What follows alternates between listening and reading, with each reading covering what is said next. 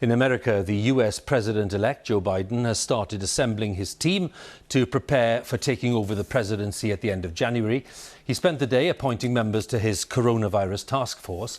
He said that tackling the pandemic was key to rebuilding the US economy.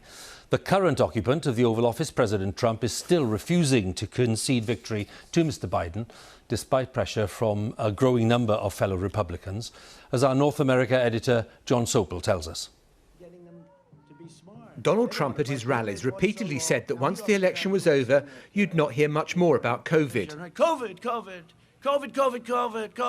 A plane goes down. 500 people dead. They don't talk about it.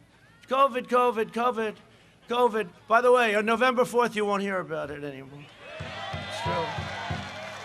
COVID! Fat chance. There's a fresh infection outbreak at the White House. Because we follow the science. With his chief of staff and the person leading the legal fight against the results among those to have gone down with it. 10 million Americans have now been infected. Wear a mask. And from the president-elect today, a markedly different message. It doesn't matter your party, your point of view. We could save tens of thousands of lives if everyone would just wear a mask for the next few months. Not Democrat or Republican lives, American lives. Shares in the US have soared on news from Pfizer on the vaccine, an announcement welcomed by Joe Biden and Donald Trump. But how the president must have wished it had come 2 weeks ago. The president spent the weekend playing golf, and while we know no more about his future, he today fired his Defence Secretary Mark Esper by tweet. Well, not fired, he was terminated. Donald Trump hasn't spoken on camera since Thursday, probably a record for this presidency.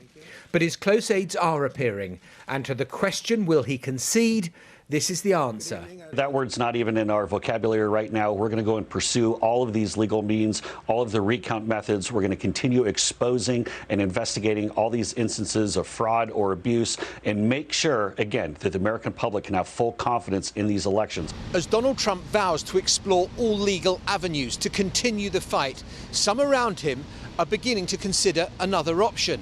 It is that he eventually concedes, but then runs again in 2024. It's happened once before.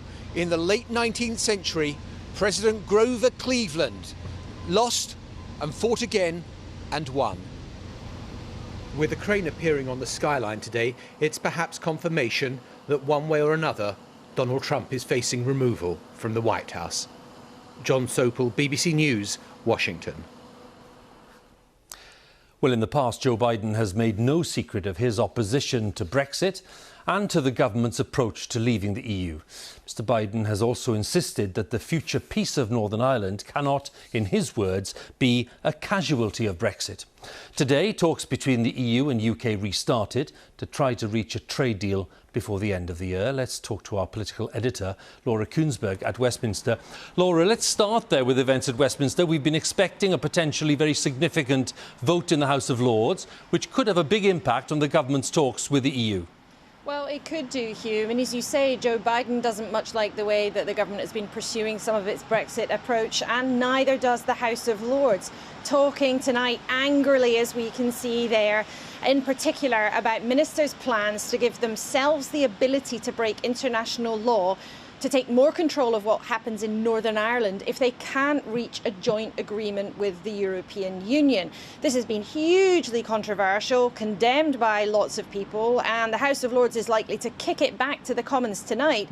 But Number 10 at the moment is sticking by its view that these are necessary parts of what has to be put in law to be in there. They would even say to safeguard the Union and the peace process in Northern Ireland if a wider agreement can't be sorted out with the EU. And meanwhile, as we mentioned, the talks are up and running again. Michel Barnier in town today. How are they going? Well, you're right. That controversy in the House of Lords tonight and in Joe Biden's brain is part of a wider jigsaw of what's going on here. Michel Barnier and his officials have come to London again this week. They'll be locked in a room with UK negotiators for the next few days. And given that we are meant to be leaving the status quo that we've been in since we actually left the European Union at the end of December, it doesn't take a genius to get out a calendar and look at the fact that time is running out here. But the talks are still stumbling over familiar issues. What is a fair share of fish for fishermen at home and abroad? How does the EU and the UK share rules and regulations to do business with each other at the end of the transition period at the end of next month?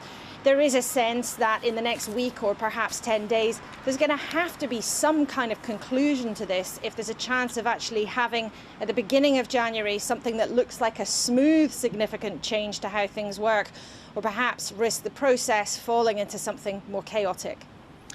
Laura, many thanks again. Laura Kuenssberg there with the latest at Westminster.